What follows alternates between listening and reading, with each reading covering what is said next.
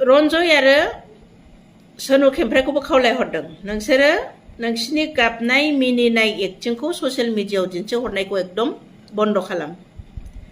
मानोना ना बिसोरो जोंनि हारिनि सोरबा गिदिर मानसि, ना बिसोरो जोंनि समाजनि थाखाय मोजां खोथा सानग्रा, मोजां खोथा सिन्था खालामग्रा मानसि, ना जों समाज संसारा बिसोरखौ गाज्रि नुनानै माबा मोनसे बुंहरोब्ला बिसिनि आखुआ सोलायनो रोंग्रा ना लाजिनो रोंग्रा। बिसिनि आखुआ सोलायनोबो रोङा, लाजिनोबो रोङा। खुलुमबाय नोंथांमोनखौ गासैखौ बांसिनल' फिन बरायफिननाय थाबाय। थ' लोगोफोर भिडिअखौ एसेनो हमनो हाखाबाय जानांगौ। दायो ससियेल मिडियायाव गोसारबाय थानाय सानु खेमफ्राय आरो रन्जय ब्रह्मनि जा भाइरेल भिडिअ, बे भिडिअ गोसारबाय थानायनि सायाव जसना ब्रह्म आब' बिथाङा फंनैसो जोबोद मोजां बाथ्रा बुंनायखौ नुनो मोन्दों, जेराव बिथांमोना दायो ससियेल मिडियायाव भिडिअ लाबोबाय थानायखौ बन्द खालामनांगौ होननानै बुंदों। थ' बिथाङा आब'आ मा बुंदों नोंथांमोना नैबे मोनसे भिडिअखौ नायनानै लाग्रोदो। बे सानु खेमफ्राय खेमफ्रि रन्जय रन्जायनि भिडिअखौ ससियेल मिडियायाव बार बार लाबोबाय थानांगौनि जेबो गोनांथि गैया। बिसोरनि बे भिडिअखौ ससियेल मिडियायाव लाबोबाय थानानै हाइलाइट खालामनांगौनि जेबो गोनांथि गैया। मानोना ना बिसोरो जोंनि हारिनि सोरबा गिदिर मानसि, ना बिसोरो जोंनि समाजनि थाखाय मोजां खोथा सानग्रा, मोजां खोथा सिन्था खालामग्रा मानसि, ना जों समाज संसारा बिसोरखौ गाज्रि नुनानै माबा मोनसे बुंहरोब्ला बिसिनि आखुआ सोलायनो रोंग्रा ना लाजिनो रोंग्रा। बिसिनि आखुआ सोलायनोबो रोङा, लाजिनोबो रोङा। गतिके बेबायदि मानसिफोरनि भिडिअफोरखौ ससियेल मिडियायाव लाबो हाइलाइट खालामनांगौनि जेबो गोनांथि गैया होननानै आं सानो। जों मिथिखागौ बेबायदि जाय हिन्जाव हौवा ज' खामानि मावदों बिसोरनो बेबायदि घटना जागासिनो दं, बिसोरनो ससियेल मिडियायाव नुजाजागासिनो दं,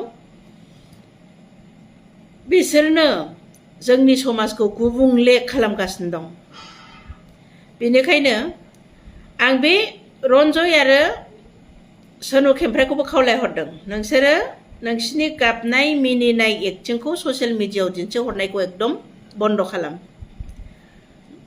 जोंहा बेफोरखौ बा समाज संसारा बेफोरखौ माथा मारिबाय थानो सम गैया। नोंसिनि बायदि भिडिअफोरखौ जोंहा मा जागासिनो दं दा? फरेस्टारफोरजों सासे दाय गैयै सुबुङा, जोंनि बर' सुबुङा गावथारजादों।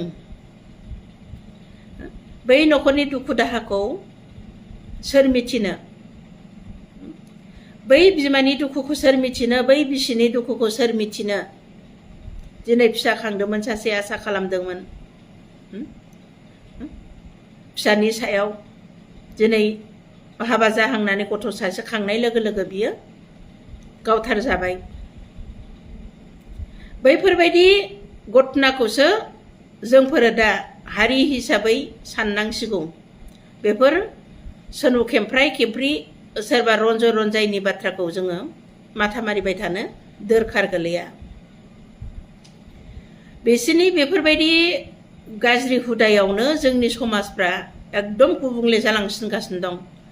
आरो गुबुंलेखौ खालामसिनदों बैसोर जाय माने बेफोरबायदि भिडिअफोरखौ लाबोनानै ससियेल मिडियायाव हगार होयो। बेफोरबायदि भिडिअखौ मोनदोंब्लाबो ससियेल मिडियायाव हगारनानै होब्ला मा गाज्रि गोहोम गोग्लैगोन बेखौ बे हगारग्राफ्रा सानदों? थाखा फैसा गरसे गरनै खामायनो थाखायनो नोंसोरो बेबायदि ससियेल मिडियायाव गाज्रि भिडिअ मोनबानो भिउसनि थाखाय हगारनानै होयो। उन्दै गथ' गोरलै गोरलाम गासिबो मबाइल नायजोबथारो दानिया। नोंसोरा मालाय बे हगारनानै होग्राफ्रा मालाय न'खर संसार गैया नामा? जाथि बंस गैया नामा? गाव गावबो सानसे न'खर दानानै फिसा फिसौ खांनानै फिसा फिसौ जोनोम होनाय नङा नामा?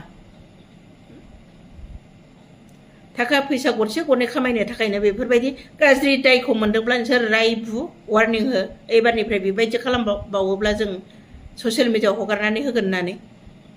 डाइरेक्ट मानो बेबायदि हगारनानै होयो? आरो बेल' नङा, गोबां बेफोरबायदि घटना मोनबानो खालि ससियेल मिडिया। जोंनि इयुन जोलैनि थाखाय नोंसोरो सिन्था खालामदोंना? समाजनि थाखाय नोंसोरो सिन्था खालामदोंना? थाखा फैसाखौथ' मोजां खामानि मावनानैबो खामायनो हायो। जियानो दाजाथों रायजो राजा नोंथांमोनखौ आं खावलायहरदों जा साननो गोनाङा बेसो खौसेयै जोंनि हारिया खौसे जानानै नैबे गावथारजानाय सुबुंनि थाखाय मा खालामनाया मोजां बेखौ जयैनो सिन्था खालामनानै आवाज दैखांनांगौ बेखौनो आङो खावलायहरबाय। गोजोन्थों, खुलुमबाय।